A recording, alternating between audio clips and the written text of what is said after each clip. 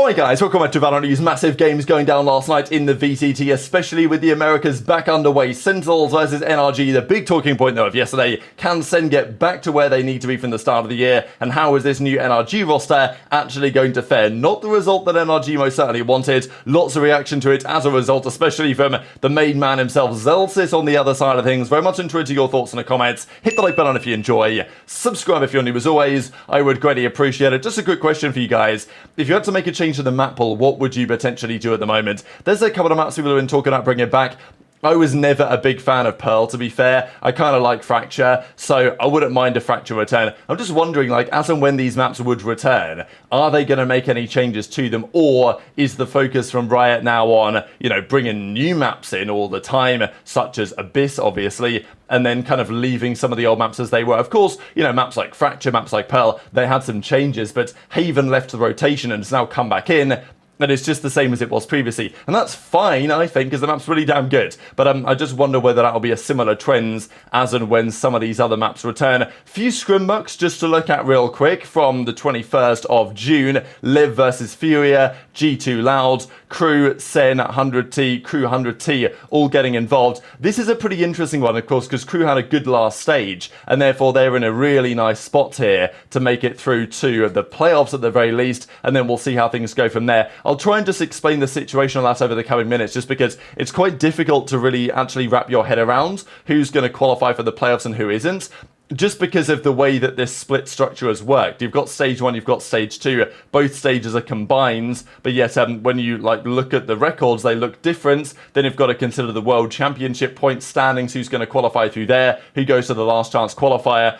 You know, there's loads going on, obviously, at the moment. We've got to talk, though, about Sadak, because he confirmed in a video yesterday that he's going to be taking on the duelist role on their new roster. And initially, it was like, are we serious, right? Is he joking around or something? I don't know if he's joking. I don't think he is. But I guess we'll see. He believes that he's going to be a good player on the Neon, I think. So that maybe is where this is coming from. So I don't know if we're going to see a Sadak masterclass such as we see with the likes of Angel, right? Angel, of course, is the player most notable on Na'Vi for being, you know, hyper-aggressive in-game leader. And like, if he dies first and it's a 4 versus 5, great. He gets to in-game lead for the rest of the round and tell the team what to do. If he gets a kill, that also works very well as well. So yeah, what do we think about Sadak on the duelist? I guess we'll see when they play whether he actually executes on that one. Just to quickly look what's going on in China so far. These have been the games over the last couple of days. Some of the usual suspects, but actually all gamers taken an early advantage. Edward Gaming, they lost to Wolves, and this is actually a pretty big moment for these guys, just because in region,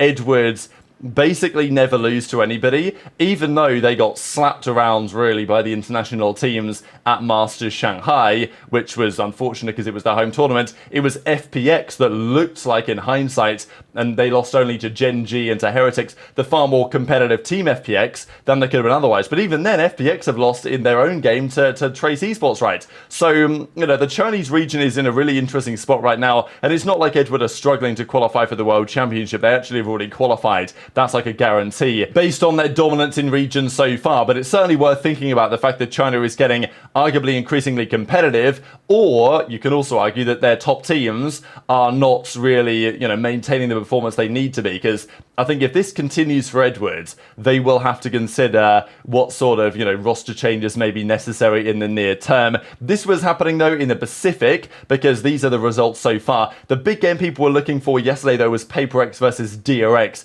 that brand new DRX team. How are they going to fare against one of the best teams in the region? Talon did get that 2-1 versus RRQ as well, of course, because we saw the ISO was used by ban on the Icebox to rather good effect. Now, the nerfs are going to come through. Obviously, Clovis getting utilization as well. And again, in PaperX versus DRX, they had, as usual, some very interesting compositions, right? Like here we were on the Haven with an Omen, Phase, Killjoy, Yoru, ISO comp, which is, yeah, not by the book, shall we say, for PaperX.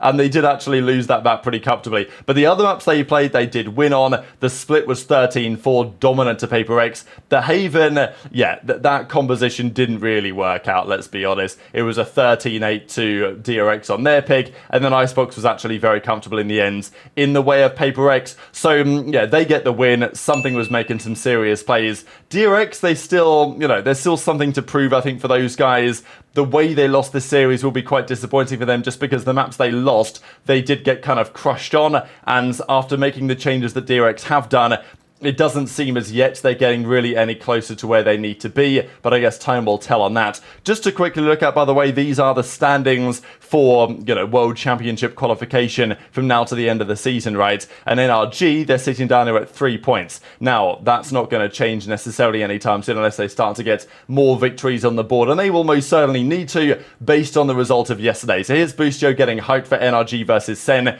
There's been talk about this game for a long time now, and I think for very good reason indeed. This is Shazam, by the way. Of course, they went down to Lev yesterday. He subbed in, as did Paints, for the MIBR boys. And, okay, Shazam didn't play his best stuff. He says, like, wish I played better. Fun to be back on the stage again. Wonder how many more chances that he might get to. I don't think Shazam played badly, really, on the Sova. Thought he did a commendable job. Paints did have a pretty hard time here, certainly on the ISO. That was true, as he played on the game 1 11-17, and then game 2 wasn't great on the Jet either, 13-7. So, the maps weren't absolutely crushing. Like, game 1, genuinely, MIBR had a good shot to win it, but Lev were just a bit too strong down the stretch. And genuinely, these substitutes for MIBR, like, they kind of looked better this series, did they not? I genuinely think that with Shazam in the team and Paint as well as substitutes, they genuinely looked a little bit more competitive than they had done previously, when earlier in the year they were just getting, losing every. I mean, these were the records, of course, last stage. They were just losing to everybody earlier in the season as well. So, I don't think it's the end of the world. I don't think Shazam is necessarily going to be the long-term piece for this roster, but it's definitely one thing to at least have a look at, and, well, how long they may need his services remaining in the team. But let's talk about this series, right? We've got Pujad on the left-hand side, we got Zellsis on the right-hand side, and, they were, of course, going to have the back and forth here, as we well expected. There's been a bit of trash talk between these guys over the last few days. FNS was asked the question when they did the NRG kind of, bit of content. Hey, who's the most overrated player in the league? And he said, yeah, it's got to be Zellsis. So, of course, Zellsis wanted to get his own back as and when the series concluded.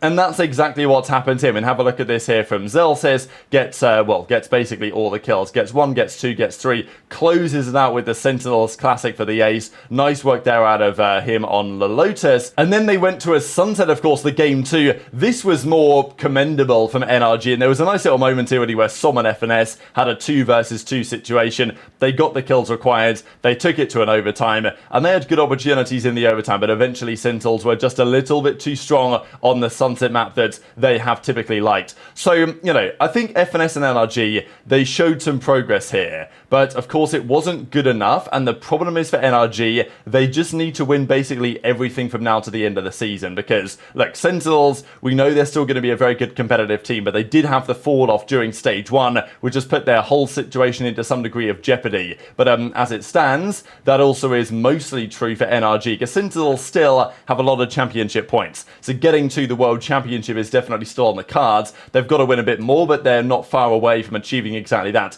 And their situation for the playoffs is looking pretty good as well, but as long as they keep winning a couple more series. But for NRG, all of a sudden, it's now kind of the other way around, because in the regular stage, now NRG are total 3-4, Sentinels are total 4-3, which is, actually not a sizable difference, but, it's enough given the fact that there's only a few games remaining. So, yeah, here we go. Pretty entertaining between Sentinels and NRG, of course, and even this himself. So someone saved this guy. He was drowning that series, obviously, after what we saw a few weeks ago, what the Sentinels boys are up to. So I wanted to share the clip here, right, from what he had to say after the fact. I think first match jitters for them maybe, but I think overall they'll showcase that, they'll still be on top again like they once were. But yeah, Victor looked really comfortable. He was really quick with everything. I hate playing against the Neon, but I'm just glad we got the win. Absolutely, just speed skating everywhere. I'm curious, as a player going up against NRG, obviously at this point you've played against this OG squad before, you've played against the comp as we saw it with Marv and Demon 1. How does this NRG feel in comparison? Well,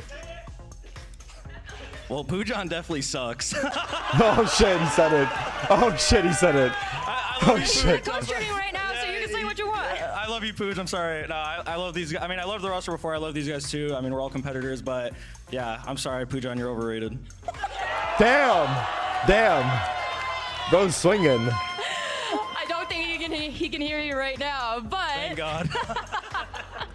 One of the big questions that I have on this NRG team is just whether this Victor Crashies duo is still going to work, right? Because of course in that series, one of the big talking points was, how's it going to work with Victor back on the Neon, right? We know that he loved the Neon on the Optic days, and of course he ran it here the entire series. And he did a fine job, I thought, generally. It's just Crashies got kind of farmed, and this is the problem, I think, and we talked about this with this duo, because there was an argument to say, I mean, even what Boostio made the point that he would have dropped Victor and kept Demon 1, or maybe you should have done it the other way around and changed the roles around. Who knows? But I think the general feeling is, are Victor and Crashies as a duo as impactful as they once were, and is Demon 1 sitting on the sidelines simply lacking so much firepower that they might otherwise need? Because I think you know what you're going to get from Ethan, you know what you're going to get from Som, and I think to some extent, especially with Neon back in, you know what you're going to get from Victor. And FNS, he's FNS, right? You're going to get good in-game leading, good calls, but you're not going to get much slaying. It's this 23 and 35 from Crashies that probably stood out as the weakest performance of the entire series, especially when you've got Sassy on the other side going 38 and 26. So the Lotus on NRG's pick was pretty comfortable. The Sunset went down to an overtime, but eventually Sentinels won. We didn't even get to see the split, but of course, split is a pretty good map for Sentinels as the decider that NRG decided. Interesting vetoes I thought as well from NRG here in the series, to be honest, that put them, I would have said, at something of a disadvantage. Ten's comment as well, and saying GG's 2-0 versus NRG in the opening match. Tough opponent, even with the little amount of time they had to prepare. Second map too close for comfort, but glad that we closed out the map. Of course, Ten's still having a good time there on the Omen, and this is how it looks then so far, right? So only a couple of games have happened as of yet. We've got Fury 100T, we've got, of course, G2 Cloud9 coming up shortly, but 1-0, 0-1 for NRG. Now you combine that with stage 1, Sentinels were 3-3, as were NRG stage 1. So in this group A, Crew are 5-1. So for Crew, basically one more win gets the job done, right? Because if they beat Sentinels next, Crew get to 6-1, like they're going to be good in the same way that DRX were previously. But Sentinels need to keep winning, and NRG absolutely need to keep winning. The thing is for NRG that they basically have to win all of their remaining series, and that is going to be very far from easy to accomplish, especially when they're all really close to each other. And this is a talking point, right? That again, the scheduling here from Riot is causing controversy.